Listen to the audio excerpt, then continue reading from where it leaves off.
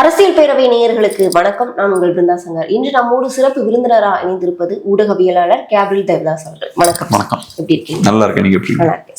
அதாவது exit board வெளியானதுக்கு அப்புறம் நிறைய பேர் பேசுற விஷயம் தொங்கு சட்டசபை தான் அமையறதுக்கு 2026 அதிகப்படியான வாய்ப்பு இருக்கு அப்படின்ற மாதிரியான விஷயங்கள் பேசுறாங்களே சார், இதை நீங்க எப்படி பாக்குறீங்க? அந்த தொங்கு சட்டசபை இப்ப ஏன் எல்லாரும் தொங்கு சட்டசபை வர்றதுக்கான வாய்ப்பு இருக்குன்னு சொல்றாங்கன்னா, இப்ப ஒரு 4 கார்னர் ஃபைட் இது ஸ்டார்டிங்லயே. இப்ப நம்பப்படுற விஷயம் என்னன்னா, விஜய் நிறைய ஓட் ஷேரை வாங்குவார் அப்படின்னு நம்புறாங்க. ஸோ இப்போ என்ன சொல்றாங்க, விஜய் ஒரு 20%, திமுக அதிமுக ஒரு 35 எடுக்கிறாங்கன்னு வச்சுப்போம். அப்ப யாரோ ஒருத்தங்க விஜயோட கூட்டணி வைக்க வேண்டிய சூழல் ஏற்படலாம் அப்படின்ற ஒரு கணிப்புல அவங்க அதை பேசுறாங்க. பட் அதுக்கான வாய்ப்பு கிடையவே கிடையாது. தொங்கு சட்டசபைக்கான வாய்ப்பு கிடையாது. நான் அதை ஏன் சொல்றேன்னா, இப்ப விஜய் அந்த தொங்கு சட்டசபையில ஒரு ரோல் பிளே பண்ணணும்னா அவருக்கு குறைஞ்சது 5 சீட்டாவது வேணும்ல. அப்பதான் அவரோட யாராவது கூட்டணி வைக்க முடியும். ஸோ இப்ப விஜய் ஒரு 5-10 சீட் வாங்குறாருன்னு வச்சுப்போம், ஒரு 10 சீட் வாங்குறாருன்னு வச்சுப்போம். கண்டிப்பா 20% ஓட்ஸை வாங்குவார். 20% ஓட்ஸ் வாங்கினாதான் சீட் கன்வர்ஷன் கொஞ்சமாவது இருக்கும். நான் சொல்றது மினிமம் 20ன்னு சொல்றேன், கூட வேணும். ஸோ இப்போ 20% ஓட்ஸை விஜய் வாங்குறாருன்னா ஏடிஎம்கே ஓட்ஸ் பெரிய லெவலில் அடி வாங்கும். ஏன்னா விஜய் குறி வைக்கிறது அதிமுக ஓட்ஸ் தான். ஸோ விஜய் 20% வாங்குறாருன்னா விஜய்க்கு சீட்ஸ் கன்வெர்ட் ஆகாது, 10 தான் கிடைக்கும். இன்னொரு சைட்ல ஏடிஎம்கேவோட கன்வர்ஷனை ரொம்ப கம்மி பண்ணிடுவார் அவரு. ஏடிஎம்கேவுக்கு சீட் கன்வர்ஷன் அங்க இருக்காது. ஸோ ஏடிஎம்கேவோட சீட் கன்வர்ஷனும் கம்மியாயிரும். 40-50 சீட் தான் அவங்க வாங்குவாங்க. ஸோ அதனால அப்படி விஜயோட ரோல் இருக்கணும்னா அலைன்ஸ் ஃபர்ஸ்டே வச்சு வந்துருக்கணும் அவரு. முதல்ல அலைன்ஸ் வச்சாருன்னா ஏடிஎம்கே பிளஸ் டிவிகே நீங்க சொல்ற மாதிரி அது நல்லா சூப்பரா ஒர்க் அவுட் ஆயிருக்கும். ஆனா எலெக்ஷனுக்கு அப்புறம்னு பார்க்கும்போது அவர் ஓட்டு உடைப்பாரு, இவர் ஓட்டு உடைப்பாரு, 2 பேருக்கும் கன்வர்ஷன் இருக்காது. ஸோ கையில சீட்ஸ் இருக்காது. அதனால ஹங் அசம்பிளிக்கான வாய்ப்பு இல்லை, ஏடிஎம்கே டிவிகே அலைன்ஸுக்கான வாய்ப்பும் இல்லை. ஒன்லோ திமுக ஸ்வீப் பண்ணும், இல்லைன்னா ஆக்சிஸ் மை இந்தியா போல் சொல்றாங்கல்ல அந்த மாதிரி டிவிகே 90-100 சீட்ஸ் வாங்கணும். வாங்கியாச்சுன்னா ஏடிஎம்கே மேபி 20 சீட்ஸ் வாங்குவாங்க. ஏன்னா இவங்க 90 வாங்கிட்டாங்கன்னா ஏடிஎம்கே இருக்காது. அப்ப என்ன ஆகும்னா ஏடிஎம்கேக்கு மேபி இந்த கொங்கு பகுதி இந்த மாதிரி சில ஸ்ட்ராங் பாக்கெட்ஸ் இருக்கும்ல ஏடிஎம்கேக்கு, இல்ல ஸ்ட்ராங் கேண்டிடேட்ஸ் இருப்பாங்கல்ல, அவங்க எல்லாம் ஜெயிப்பாங்க. அப்போ ஏடிஎம்கே ஒரு 30 இருக்கும், இவங்க கிட்ட ஒரு 100 இருக்கும், 130 மாறும். ஆனா அதை தாண்டி இப்ப டிவிகே ஒரு 20-25% ஓட்ஸ் வாங்குறாங்கன்னா அது டிவிகேவுக்கும் பிரயோஜனப்படாது, ஏடிஎம்கேவுக்கும் பிரயோஜனப்படாது. ஸோ ஒன்லோ ஏடிஎம்கே ஸ்வீப் பண்ணும், இல்லைன்னா டிஎம்கே ஸ்வீப் பண்ணும், இல்லைன்னா டிவிகே பயங்கரமா பெர்ஃபார்ம் பண்ணும். தொங்கு சட்டசபைக்கான வாய்ப்பு இருக்கு.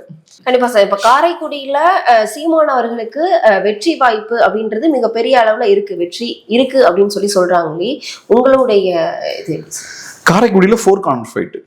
4 கார்னர்ன்றது இப்ப நம்ம ஸ்டேட் லெவல்ல 4 கார்னர் ஃபைட்னு சொல்றோம்ல, அதுல ஆக்சுவலா மோஸ்ட்லி திமுக அதிமுக தான் சண்டை. அதிமுகவும் தாவேக்காவும் நாத்தாக்காவும் ஓரளவுக்கு ஒரு மீடியம் சைஸ் பார்ட்டிஸ்.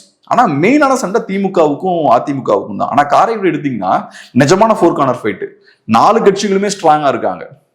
ஆனா காங்கிரஸ் கடுமையா அந்த இடத்துல சீமானவர்களை அடிக்கிறாங்க. ஏன்னா காங்கிரஸ் பொதுவாகவே சீமானவர்கள் கடுமையா எதிர்ப்பாங்க. இப்போ அந்த இடத்துல நிக்கக்கூடிய இடத்துல காங்கிரஸ் டிஎம்கே சார்பா காங்கிரஸ்ல உள்ள நிர்வாகி தான் நிக்கிறாங்க. அப்படின்றப்போ கடுமையா எதிர்க்கிறப்போ எப்படி சார் அவர்களும் ரொம்ப ஸ்ட்ராங்கா இருக்காங்கன்றது எப்படி? ஏன்னா இதுக்கு முன்பு அந்த காரைக்குடி தொகுதியில தான் சீமானவர்களுக்கு அதிகப்படியான ஓட் விழுந்திருக்கு. இப்ப சீமான் ஸ்ட்ராங்கா இருக்கிறதால கடுமையா எதிர்க்கிறாங்க. இப்ப ஒருத்தரை எதிர்க்கிறாங்கன்னா வீக்கா இருக்க ஆளை யாரும் எதிர்க்க மாட்டாங்க. உங்களுக்கு எலெக்ஷன்ல ஜெயிக்கணும்னா யாரை எதிர்க்கணும்ன்ற ஒரு கேள்வி இருக்கு.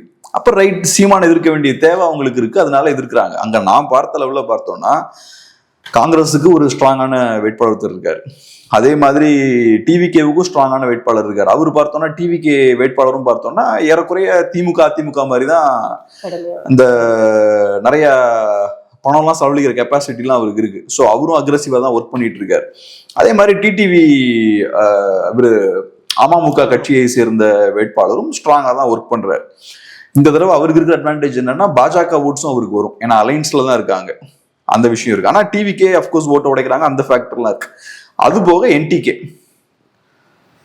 இந்த ஒரு 4 கார்னர் ஃபைட்.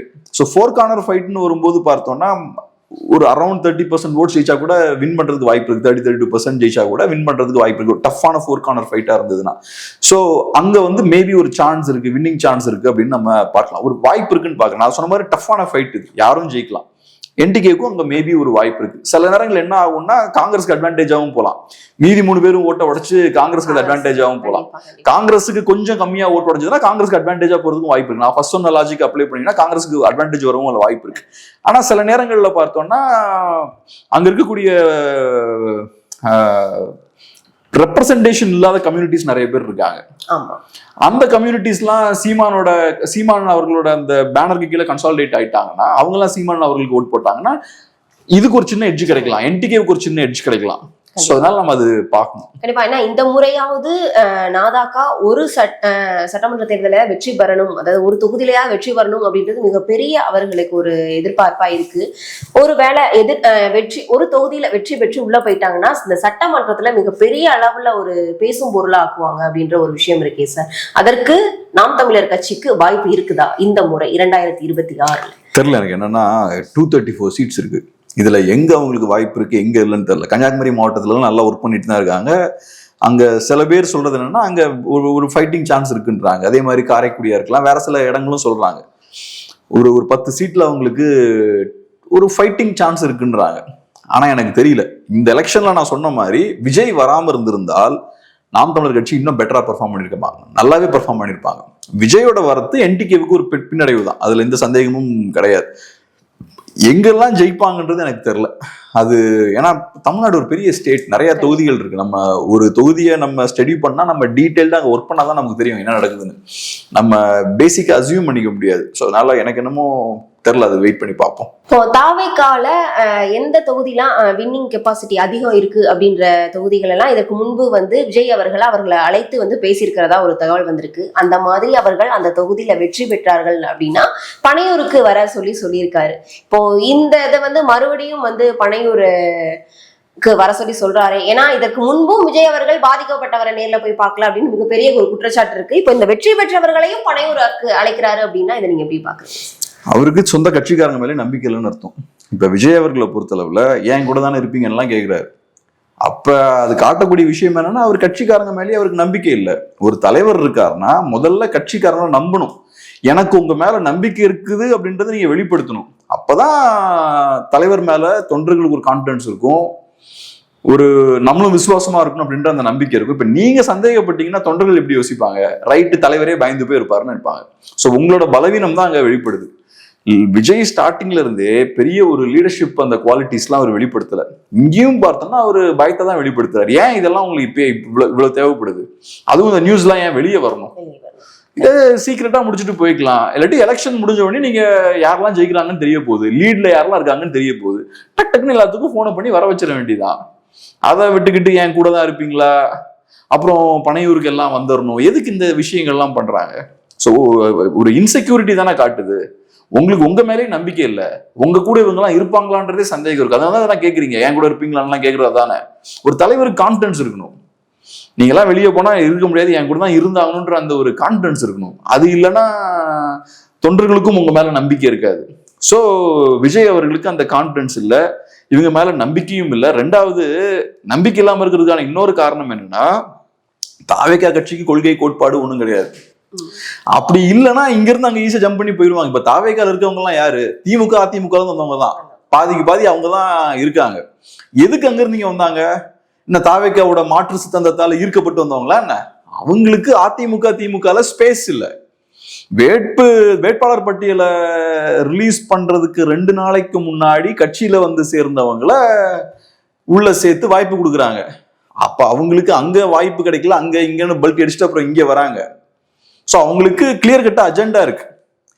இப்படிப்பட்ட ஆட்கள் அங்க போக முடியுது, இங்க போக முடியுது, அங்கிருந்து இங்க வருதுன்னா நாளைக்கு இங்க இருந்து வேற இடத்துக்கு தாவறதுக்கும் தயங்க மாட்டாங்க.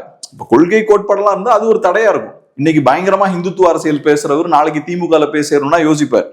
இன்னைக்கு பெரிய திமுக அப்புறம் பெரியாரியம் எல்லாம் பேசக்கூடிய ஒருத்தர் பிஜேபியில பேசணும்னா யோசிப்பாரு. ஏன்னா அங்க கொள்கை அப்படின்ற விஷயம் ஒரு தடையா ஒரு அரணா நிக்குது. தமிழ் தேசியம் பேசுற ஒருத்தர் அங்க போகணும்னா யோசிப்பாரு. 1-2 பேர் போவாங்க, பட் கொஞ்சம் சிந்திப்பாங்க. அவங்க நம்ம இவ்வளவு தமிழ் தேசியம் பேசியிருக்கோம், திராவிடத்தை எதிர்த்து இவ்வளவு நாள் பேசிட்டு அங்க போனா கரெக்டா இருக்காதுன்னு கொஞ்சம் யோசிப்பாங்க. ஆனா இப்போ நீங்க சொல்றத பார்க்கும்போது இப்போ அரசியலை கத்துக்கிறக்கூடிய ஒரு மிகப்பெரிய ஒரு மேடையா நாம் தமிழரை யூஸ் பண்ணிட்டு, ஆனாலும் அந்த கட்சியில இருந்து வெளியில போய் இப்போ நல்லா இருக்கிறவங்க எல்லாம் இருக்காங்களே சார், அந்த மாதிரி கூட. என்னோட பாயிண்டே என்னன்னா, எம்என்எம் எடுத்துக்கிட்டீங்கன்னா மொத்த கட்சியுமே காணாம போயிருச்சே. ஏன்னா அந்த கட்சிக்கு கொள்கை கோட்பாடு கிடையாது. ஆனா இது என்டிகே எடுத்துக்கிட்டீங்கன்னா அப்படி எல்லாரும் போலியே. நீங்க சொல்றது கொஞ்சம் பேர் சொல்லலாம், ஒரு 10 பேர்கள் சொல்லலாம். ஆனா நீங்க எம்என்எம் எடுத்தீங்கன்னா அந்த கட்சி ஃபுல்லா இன்னொரு கட்சி தலைவர் உட்பட எல்லாம் போய் சேர்ந்துட்டாங்க அங்க. அது காரணம் என்னன்னா அவங்கள தடுத்து நிறுத்துறதுக்கு கொள்கை கோட்பாடு இல்லை. வெறுமனே நீங்க திமுக எதிர்ப்புன்னு வச்சீங்கன்னா அதை அதிமுக எதிர்ப்பாவும் மாத்திக்கலாம், பாஜக எதிர்ப்பாவும் மாத்திக்கலாம். திமுக எதிர்ப்புக்கு பின்னாடி ஒரு கொள்கை கோட்பாடு இருக்கணும். என்டிகேவோட திமுக எதிர்ப்புக்கு பின்னாடி தமிழ் தேசியம்ன்ற சித்தாந்தம் இருக்கு. சோ அது வழியா தான் அவங்க திமுகவை எதிர்க்கிறாங்க. இப்ப பாஜக திமுக எதிர்க்குதுன்னா அவங்களுக்கு ஒரு சித்தாந்தம் இருக்கு, இந்துத்துவ அரசியல் இருக்கு, அதுல இருந்து அவங்க திமுக எதிர்க்கிறாங்க. இவங்களுக்கு எதுவும் கிடையாது. இன்னைக்கு நாங்க திமுக எதிர்க்கிறோம், ஏன் திமுக ஊழல் செய்யறாங்க அது இதும்பாங்க. அப்புறம் இன்னைக்கு அப்புறம் ஒரு நாள் கழிச்சு இல்ல நாங்க அதிமுக எதிர்க்கிறோம், ஏன்னா இன்றைய காலகட்டத்தில் அதிமுக எதிர்ப்பே ரொம்ப அவசியம் என்று தோன்கிறது அப்படிம்பாங்க. இல்ல பாஜக எதிர்ப்பு தான் எங்களுக்கு அவசியம் என்று தோன்கிறதும்பாங்க.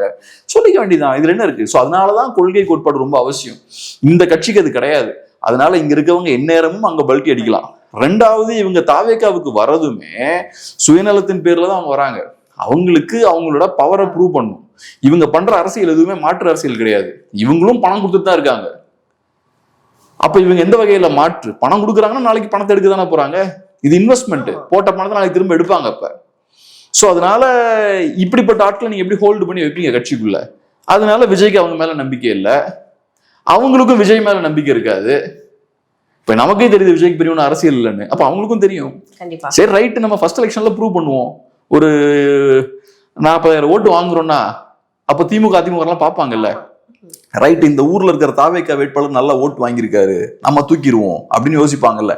அப்ப அதை நிரூபிக்கிறதுக்கான ஒரு பிளாட்ஃபார்மா தான் அவங்க பாக்குறாங்க. ஏன்னா இப்போ தொங்கு சட்டசபையை வந்து மிகப்பெரிய ஊடகங்கள் ஸ்டாட்லைட் சேனல்ல மிகப்பெரிய அளவுல விவாதத்துக்கு கொண்டு வந்து அந்த விஷயத்த வந்து பேசிட்டு இருக்காங்க. காரணம் விஜய் அவர்களுடைய வருகை. ஏன்னா வெற்றியை நிர்ணயிக்கக்கூடிய இடத்துல டிவிகே தலைவர் விஜய் அவர்கள் தான் இருக்கிறாங்க அப்படின்றத வந்து நம்மளால புரிஞ்சுக்க முடியுது இந்த எலெக்ஷன்ல. அப்படின்றப்போ இவர்கள் ஒரு 100, அதாவது டிஎம்கே ஒரு 110 இடம் வாங்குறாங்க, ஏடிஎம்கே ஒரு 100 இடம், ஒரு 90ல இருந்து ஒரு 100 இடம் வாங்குறாங்க. அப்படின்றப்போ இவர்கள் நீங்க சொன்ன மாதிரி விஜய் அவர்களுக்கு ஒரு 10 சீட்டு கிடைச்சாலும் கூட அந்த நேரத்திலையும் அந்த வெற்றி தோல்வி என்னோட பாயிண்ட். விஜய்க்கு 10 சீட் கிடைக்குதுன்னா ஏடிஎம்கேவால 100 சீட் ஜெயிக்க முடியாது. விஜய்க்கு 10 சீட் கிடைக்குதுன்னா 20% ஓட்ஸ். அந்த 20% ஓட்ஸ்ல மெஜாரிட்டி ஏடிஎம்கே ஓட்ஸா இருக்கும். ஏன்னா விஜய் பேசக்கூடிய அரசியல் அதிமுகவோட அரசியல். ஒரு உதாரணம் சொல்றேன். 24ல இதே மாதிரி சூழல் தான் இருந்தது. லோக்சபா எலெக்ஷன்ல 3 பெரிய அணிகள் இருக்காங்க. ஒரு சைடுல திமுக, இன்னொரு சைடுல அதிமுக, இன்னொரு சைடுல என்டிஏ இருக்காங்க. என்டிஏ 18% ஓட்டு வாங்குறாங்க. என்டிஏவுக்கு சீட் கன்வெர்ட் ஆச்சா? 0. இவங்களுக்கு அதிமுக சீட் கன்வெர்ட் ஆச்சா? 0. சோ அப்ப என்ன நடந்திருக்குன்னா அதிமுக ஓட்ஸை என்டிஏ உடைச்சிட்டாங்க. என்டிஏவும் அதிமுகவும் சேர்ந்து கண்டெஸ்ட் பண்ணியிருந்தாங்கன்னா கன்வர்ஷன் நடந்திருக்கும். சீட்டை அது மாறி இருக்கும், 15-20 சீட் மாறி இருக்கும். சோ ஒரே அரசியல் பேசக்கூடிய 2 அணிகள் தனித்தனியா போட்டியிடும் போது அந்த அரசியல் மூலமா வரக்கூடிய லாபங்கள் 2ஆ உடையுது. அதாவது வாக்குகள் 2ஆ உடையுது. உடையும் போது திமுக வாக்கு உடையல, திமுகவோடது பாஜக எதிர்ப்பு, அந்த வாக்கு வங்கி உடையல. இப்ப அன்னைக்கு என்டிஏ பண்ண அந்த வேலையை இன்னைக்கு டிவிக்கே பண்றாங்க. சோ இதுதான் சிக்கல். அப்போ நீங்க சொல்ற மாதிரி பார்த்தா அது வெற்றி தோல்வியை நிர்ணயிக்கக்கூடிய இடத்துல விஜய் அவர்கள் இல்ல அப்படின்றத நம்ம புரிஞ்சுக்கலாம். விஜய் தான் பண்றாரு. இங்க வெற்றியை திமுகவுக்கு கொடுத்தா அது காரணம் விஜய் தான். திமுக இன்கேஸ் ஜெயிக்குதுன்னா அது காரணம் விஜய் தான். விஜய் இல்லைன்னா திமுக ஜெயிக்காது. இல்ல விஜய் வந்து அதிமுக ஓட்ட உடைக்கிறனால திமுக ஜெயிக்குது. ஜெயிச்சால் 24ல அதே மாதிரி பாஜக அதிமுக ஓட்ட உடைச்சனாலதானே திமுக ஜெயிக்குது. சோ அந்த வகையில பார்த்தா 24ல என்டிஏ வெற்றியை தீர்மானிக்கிறாங்க. 26ல இன்கேஸ் திமுக ஜெயிக்குதுன்னா அந்த வெற்றியை கொடுத்தது தாவேக்கா தான். அதனால திமுக தாவேக்காவுக்கு தான் நன்றி சொல்லணும்.